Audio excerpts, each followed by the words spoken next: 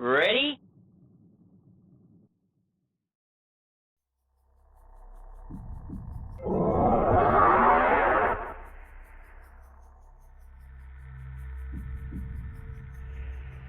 I visit Planet Aether often.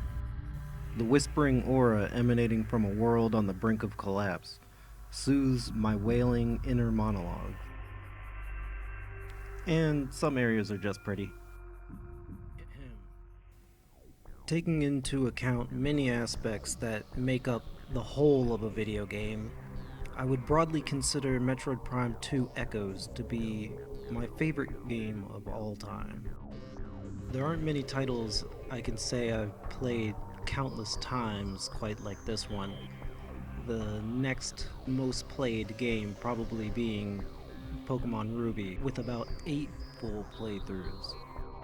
It's strange just how much more I adore replaying Echoes over even Prime 1, considering the two games share most of the same assets and design philosophy. However,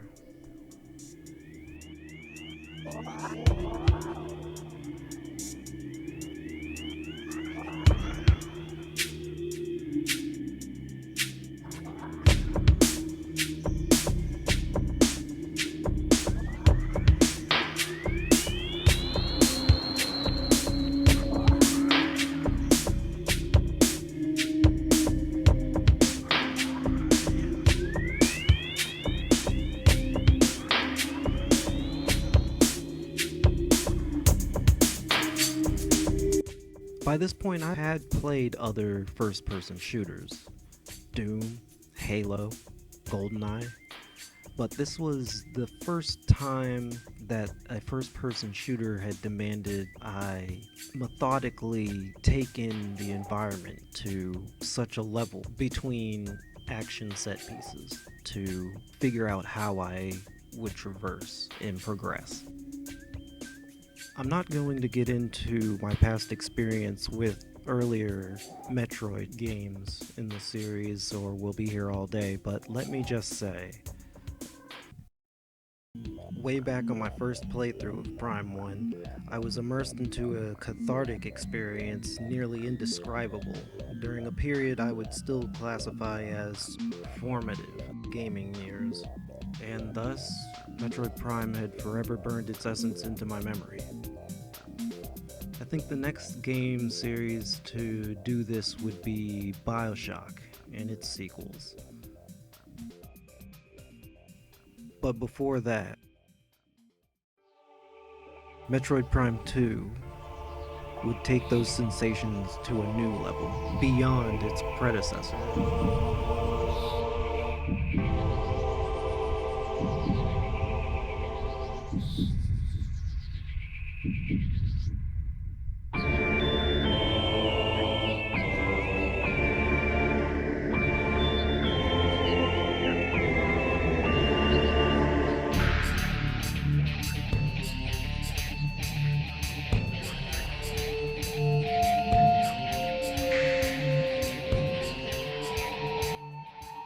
Seeing as I've already mentioned how I continue to play Echoes, suffice it to say, I hold the game in high regard, and still do, even higher than its predecessor and subsequent title. With this in mind, it's easy for fans to guess that there are aspects of the game that I think make it more of a cherished title than either Prime 1 or Prime 3, and I will touch on those a bit going forward. However, I want to focus more on aspects that could be included or changed to make Echoes an even better title. Such as in a remake, maybe.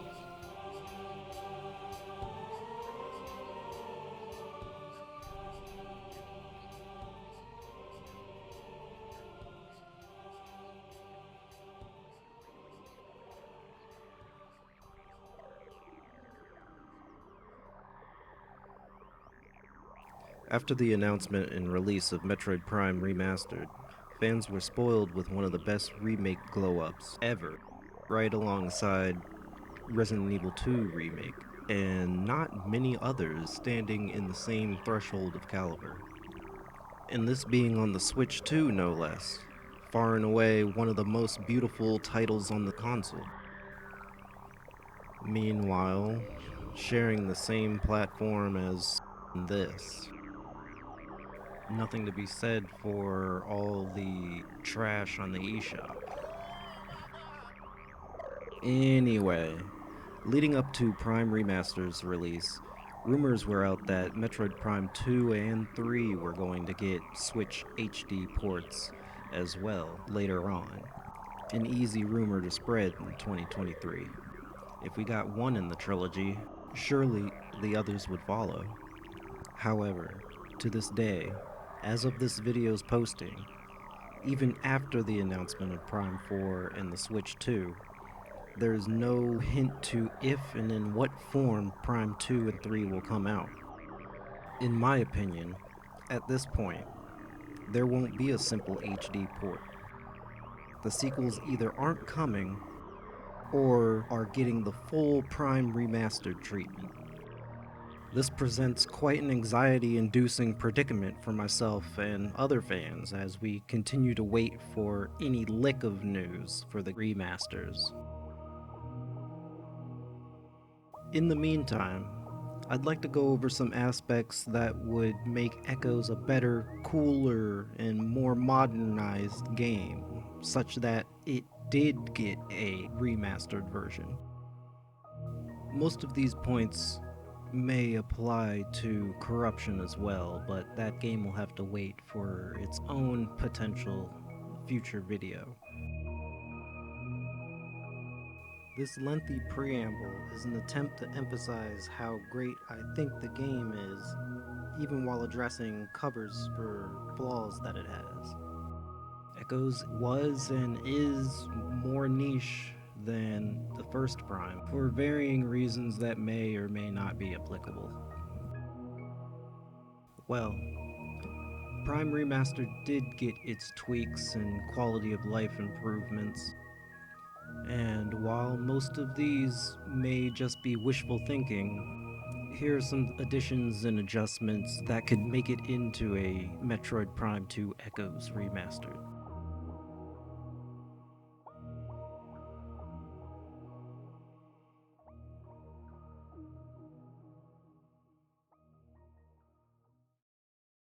Now this should be short and sweet, but we'll start off on one of the more derisive design choices Echoes employed.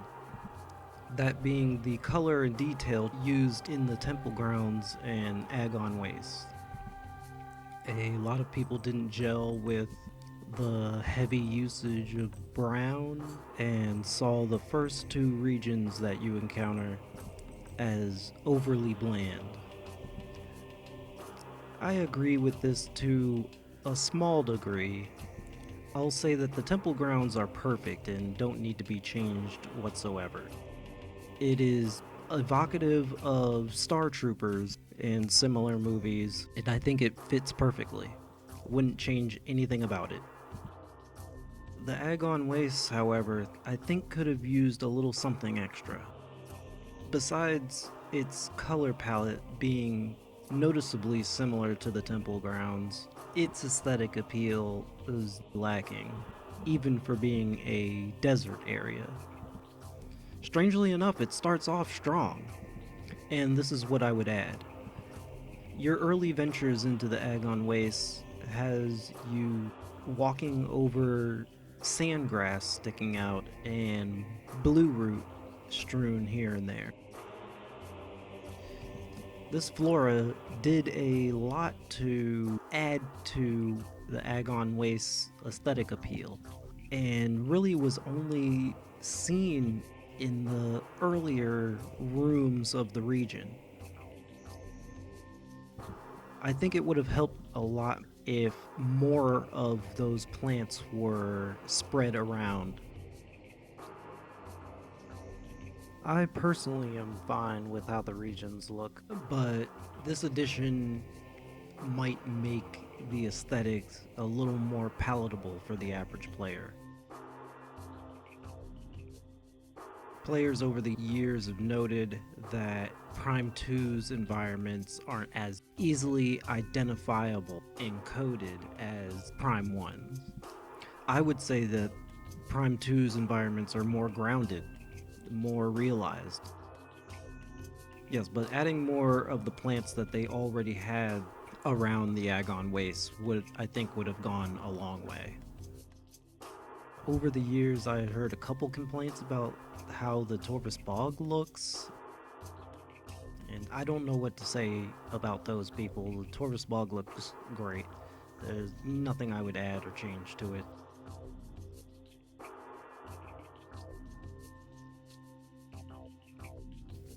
Continuing on with the derisive elements of the game, a lot of people note how droning and repetitive the music in the Dark World is, and I have to say I am in complete agreement.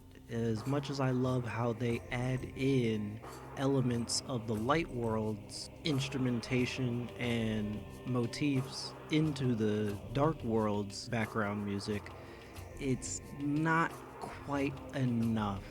They don't really stand out enough. The music is supposed to be atmospheric and tense and dissonant, but the game could have gone much further with a little more melodic and catchy tunes while in the Dark World. And the Agon Waste Light World theme is atmospheric and drab, but I believe it uses it to good effect, being a down point of sorts until you take your first steps into Torvus.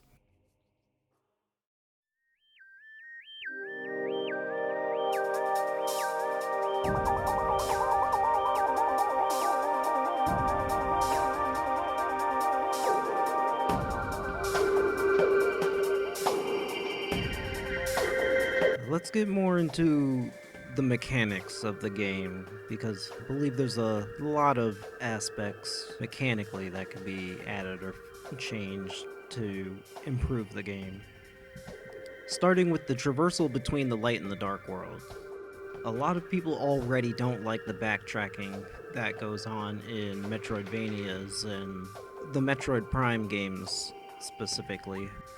This is twofold for Echoes because not only does it have the typical Metroidvania backtracking, but you also have to go between the light and the dark world, which has very similar rooms in the game world that you kind of have to recognize the differences between.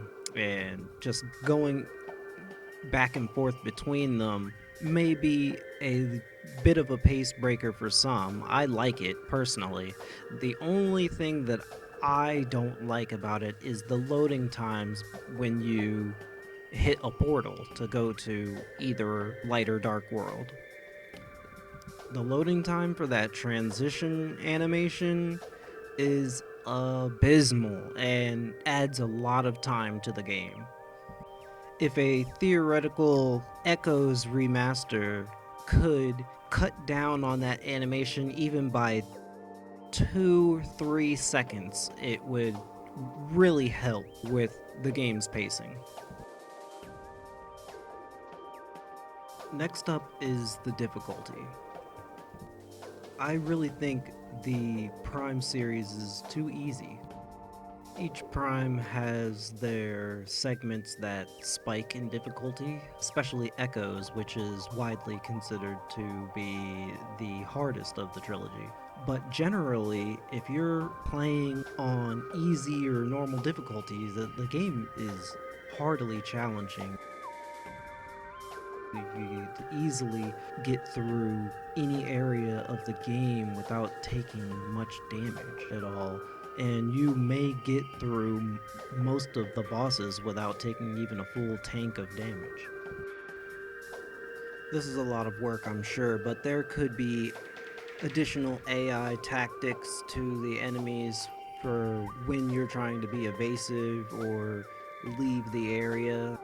Arrow troopers, for example, could have special type of missiles that home into you for when you're trying to dash right to a door to the next room or something like that, or throw up some kind of damaging field, or smaller enemies having certain attacks that are particularly threatening if you refuse to engage and run by them. You know, things that will just challenge you more on weighing what decisions you'll make in regards to running or fighting. When you know the game, even in your first playthrough and just later in the game, you start to figure out that you can dash past certain things to not have to deal with a lot of fodder. Speaking of enemies, I really wish there was at least one more class of Ing enemy. You have the pawn inglets that are not much to dispatch. Not too far into the game, you encounter the Ing warriors, which seem to be the frontline face of the Ing horde. A great enemy, great design. After completing the first third of the game and going into the Torvis Bog, you encounter the Ing hunters, which can be kind of troublesome to deal with. But that is about it when it comes to the Ing as themselves. There are a lot of times where you'll fight creatures possessed by the Ing, but I really would have loved it if there was just like at least one more version of the Ing as itself that you encountered. On top of that, it would have been a lot nicer to see multiple of different classes of enemies fighting alongside each other. That's one thing that makes games like Doom so great, is that it has that wide variety of enemies that you'll frequently encounter various mixes of, and you'll just have to deal with their varying move sets simultaneously. That's one thing that Echoes could use a lot more of. Another thing concerning the Ing specifically, it would be great if there were more Ing invasions possessing creatures in rooms that you've already been to, just impromptu invasions as you backtrack through areas you've already been through. It'd just be nice to see more random ambushes from the Ing in the light world. It happens a couple times, it's a very scant few. One notably being when the blogs get possessed and become dark blogs when you enter that one flooded boost ball room in Torvis. The early game does a good job of introducing the Ing in the light world and them ambushing you and possessing creatures, but it kind of falls off harder than I'd like after the first third of the game as you're like wrapping up Agon Waste. If you think about it, really, how many dark quad robots do you ever fight in a playthrough? Yeah, so more invasions would be nice. I'm gonna quickly shoot off the next few points. Quick missiles need to return. Don't know why those were cut. Real fun to use in Prime 1.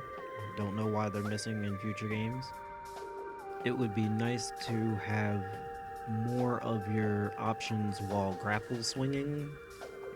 There's a few things that you can't do while swinging. I think you can't use super missiles or switch visors. I meant to playtest this right before recording this, but yeah, there's a few options you can't do strangely while swinging. That would be nice to be able to do. It'd be nice to be able to skip any cutscenes even on your first playthrough on a file. That's kind of just one of those 2000s things right there. And back to gameplay design. There should be more water segments or areas with pools of water that you have to traverse through and contend with before you get to Torvis and getting the gravity boost. Prime 1 handled this well. There was plenty of water that you dealt with, however briefly, well before you got the gravity suit.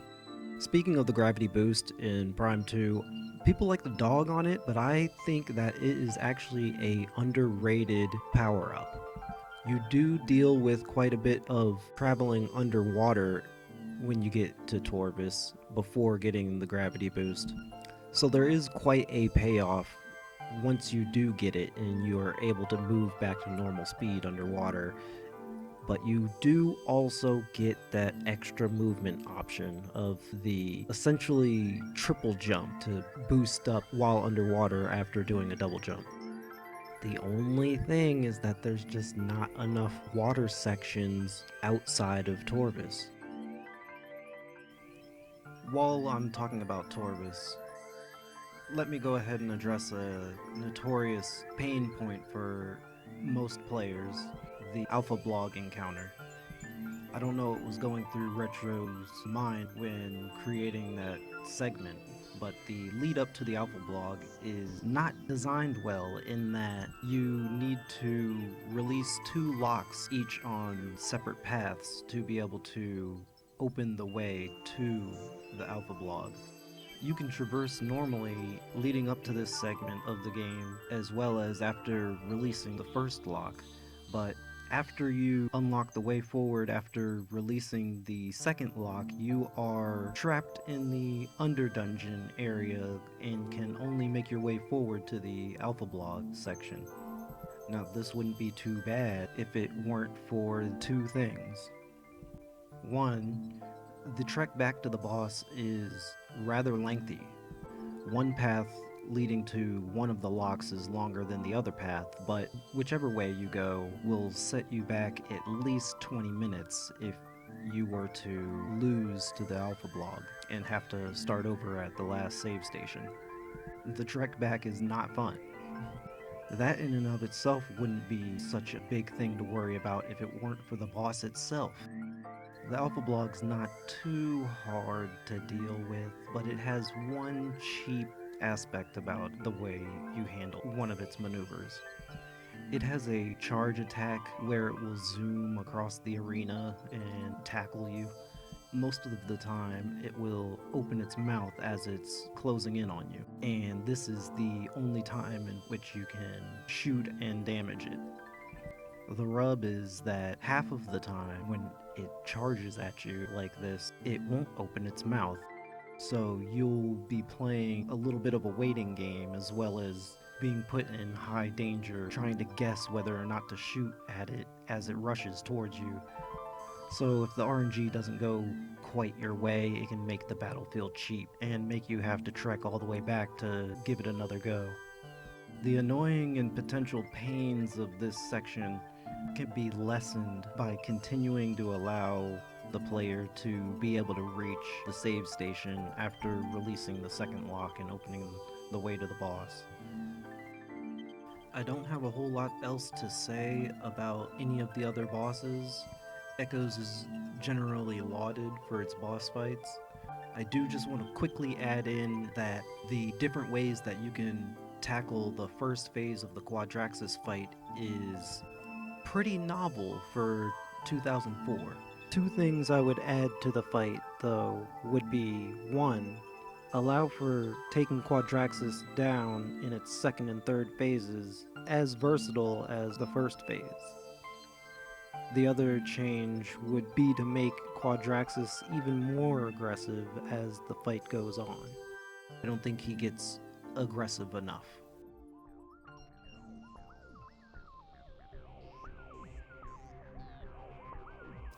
So next I want to get into how Echoes treats its progression through key objectives and its basic Metroidvania traversal formula. I've heard Prime 1's progression through its game's objectives and regions described as road tripping, whereas Prime 2's progression described as chaptered or segmented. I do like Prime 1's road tripping formula in how it'll give you this how did we get all the way here kind of vibe. But then you'll have to go back, usually through the Magmore Caverns, and it could be quite tedious or daunting to want to continue. I am more of a fan of Prime 2's chaptered method. You open with a nice little prologue in the temple grounds for roughly 15-20 minutes, and then go into the Agon Wastes, and you're there for the next 2 to 3 hours. After that, you're thrust into the Torvis Bog, and then you are there for 2 or 3 hours. Likewise, after that, you're in the Sanctuary Fortress for the next few hours. With what I think is only 2 exceptions, mainly with whatever region you're in, all of your objectives will take place in that region until you beat the major boss of the area. Now, I say that I like this more, but truthfully, I wish there was a little bit more compromise. I mentioned that there were 2 exceptions to this chaptered formula, that being when in the middle of Torvis Bog, when you have to go back to the temple grounds to get the secret missiles, and in the middle of your venture into the Sanctuary Fortress, when you have to go back to Torvis to get the power bombs. They're nice little intermissions to your exploration of the current area. I wish there were more of that. Well into your journey into the Agon Wastes, for what very well could be only 2 hours into the game, maybe 3 hours into the game, they could have you have to go back to the temple grounds for some reason. Or just add 1 or 2 more objectives or items that you'd have to leave Sanctuary Fortress to go back to Agon Wastes or wherever, so that you can continue progressing through the Sanctuary Fortress. So the really isolated, chaptered formula of progression through the game I really like, but it would have been nice to have 2 or 3 more runbacks to one of the prior areas, just to kind of add a little more variety and give you a reason to step back into prior, somewhat familiar areas before pressing further, besides the endgame key hunt. At this point, I have 2 more major topics. One of them I'll be getting into at length, while the other, I believe, I'll briefly mention, as I think it can make for the topic of its own video. But before that, I'll spout off a couple quick ideas that don't have much depth to go into. A lot of players didn't like how they had to wait around for their health to recover while in the dark world under the light bubbles. Even I found it a bit tedious to sit around some areas waiting to regenerate health. Something that I've seen as an oversight is how Retro couldn't make it so that when you enhance any of the light fields with the light beam or the annihilator beam, your health should regenerate at twice the rate. That would be an easy fix to that. One thing that every player has found to be very annoying is the inconsistency in which you can pick up the dispersed phazon particles in the final boss fight with Dark Samus at the end of the game. I haven't even found how to hold on to those particles with 100% consistency. I'm not even sure exactly how you would fix that issue. I'm sure it has something to do with irregular collision detection. They probably could just increase the particles triggers to collect in your arm cannon when they get into a wider radius or something. I have heard people complain about the back and forth between the energy controller rooms after beating a boss, and you have to take the energy in the dark world back to the light world's energy controller. And I have heard proposed that portals between the dark and light world can be placed in those rooms to decrease the padding and the time spent going back and forth. And that could work. However, I think that takes away from the world, and I didn't really think it to be all that tedious. But you didn't really do any of that in Prime 1, so it definitely adds to the game time. If you have a file where you have already beaten the game, on a New Game Plus, they could probably just throw those portals into those energy controller rooms and you can use them there to cut out having to travel all the way to a room with a portal in it and going back to the light world's energy controller.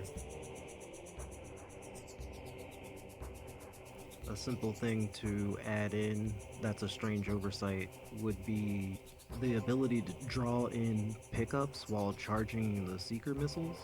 Don't know why that's not a thing. This kind of goes into one of my previous points, but I just wish there were more corpses that got possessed by the Ing further on into the game. You continue to see Luminoth corpses strewn around as you delve further into the game, but it would have been nice to see more corpses of many of the other creatures that have the potential to get possessed. Okay, last inconsequential topic before getting into my last big point. I just happened to think about Umos's frame of mind after you bring back the energy from Agon and Torvis.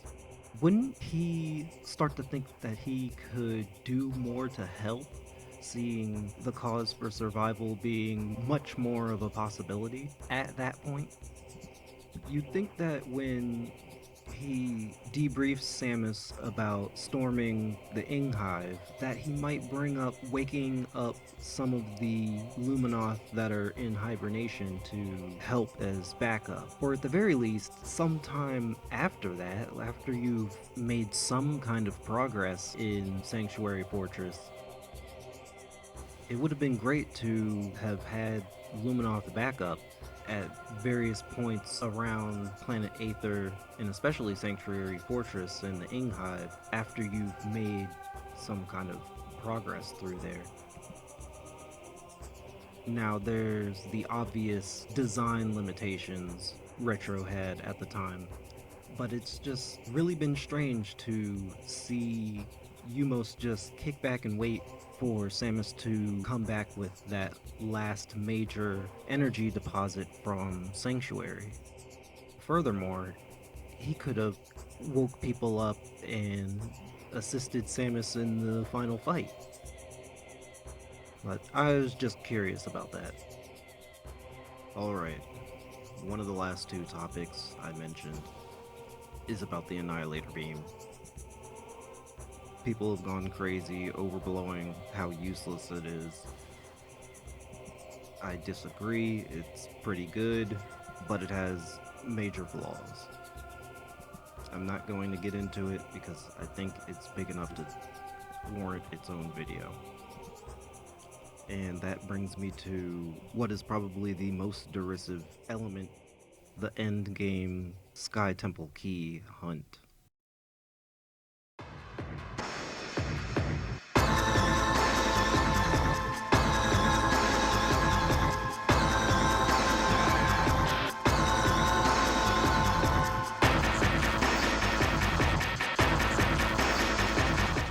Video games inherently borrow quite a bit from earlier forms of storytelling. One storytelling trope that has been carried into video games is the Act 3 or climactic cumulative review. Levels in the last worlds in Mario games tend to reintroduce challenging elements from prior worlds. Mega Man games present a boss rush of all the bosses shortly before the final encounter. Banjo-Kazooie has Grunty's Furnace Fun. Even Final Fantasies have their endgame reiteration of gameplay and themes by way of reoccurring bosses, dialogue, and objectives. The list goes on. The point of this is to ask the player if they have really internalized the concepts the game has already been presenting at length. At this point, these concepts or challenges may also occur again, but with multiple qualifiers, like back-to-back battles or time limits, thus raising the stakes. This cumulative trope is designed to emphasize growth in a character or distance traveled in a journey, and is an easy way to create impact. It's not always implemented smoothly, however, and this brings me to Echo's endgame Sky Temple Key Hunt. One of Prime 1's biggest pace breakers returns in the sequel and is arguably even more of a slog than before, depending on who you ask. After returning the planetary energy from the three major strongholds, Umos bestows unto Samus the Light Suit, allowing you to traverse completely unhindered by Dark Aether's poisonous air. This makes it so you can reach the deepest recesses of the Dark World. This is also when you are told explicitly to hunt for the keys to unlock the way to the Emperor Ing's temple and steal back the remaining energy. Prime 1 had an identical endgame fetch quest, with a major difference. Roughly halfway into Prime 1, you could start collecting about half of the 12 Chozo artifacts to get a jump start on the fetch quest if you were observant or replaying the game. To get the rest, you would need to beat the Omega Pirate and haphazardly acquire the Phazon suit. Players looking to could effectively cut the hunt in half before it was mandatory. The way Echoes implements its hunt leaves me heavily conflicted. First off, you need the Dark Visor to spot out the enemies holding the keys in the Dark World. This is of no issue. You get the Dark Visor halfway into the game, well before a first-time player would even need to know about the Sky Temple keys. The real issue is that nearly all of the keys are tucked away in a manner that makes getting the light suit mandatory to be able to reach the spaces the keys are in. The light suit being the final major upgrade, by the way. It's a minor relief there are only 9 MacGuffins to collect this time around. With skill and basically all of the energy upgrades, it is technically possible to get 4 or 5 of the keys before it's mandatory, but good luck doing it. Lengthy dark corridors with swaths of enemies, ink storm, and lack of light fields are heavy deterrents. And then, when you are ready for this segment, it can take a few hours. The experience is comparable to the Wind Waker's Triforce hunt, and many players despise it. I groan a bit after beating Quadraxis as the hunt encroaches, but I don't outright hate it, and even think the segment has its merits. With the newly acquired Annihilator Beam and Light Suit in tow, the Sky Temple Key Hunt is a great time to reveal how strong you've become, especially against Dark Aether and its hazards.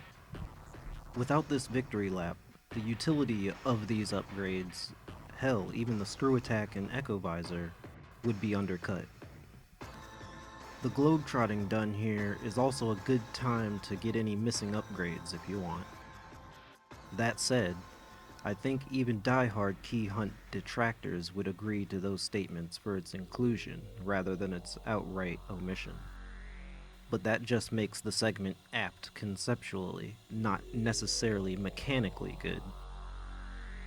While it is more fun than people give touting your endgame artillery credit for, there are a couple ways the hunt for the keys can be made more tolerable.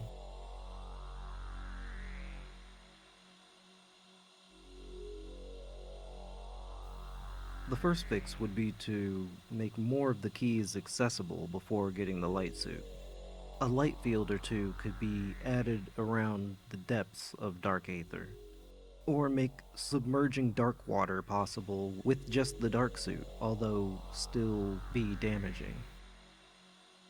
Something that could go a long way towards making this segment more fun is if there were more scripted events or mini bosses in or leading up to the areas where the keys are.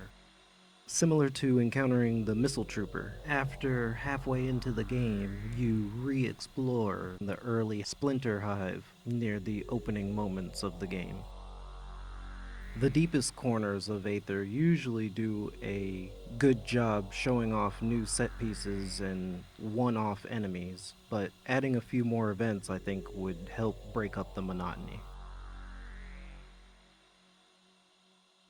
When it comes to the hunt for the Sky Temple keys, I kind of have to be in the mood for it to be enjoyable. But I do tend to come around after I have already acquired half of the keys or so. There are definitely cathartic moments during this segment that pretty much only the end game can provide. So I'm pretty much an advocate for this key search. There just could have been a little bit more to it to make it feel less like a tacked on part of the whole experience.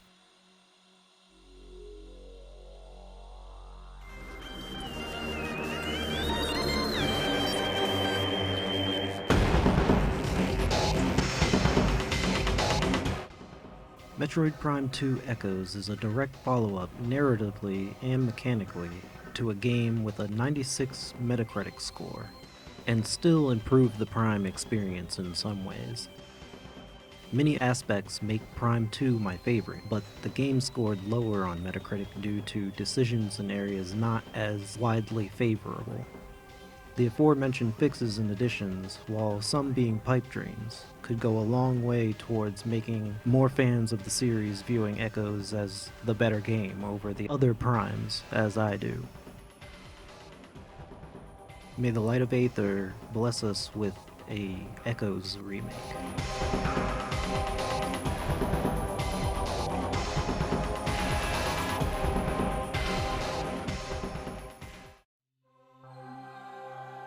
If you were able to make it here through my inane ramblings, thank you very much for watching. I've made some quick shorts before, but this video's been an absolute labor of love. I mentioned a future video on the Annihilator beam. I have begun work on it already and should come out a week or so after this posting, but should be quite a bit shorter. Look forward to it. I have plans for other shorter video topics as well, not necessarily related to Metroid, but we'll just have to see how things go. And with that, take care.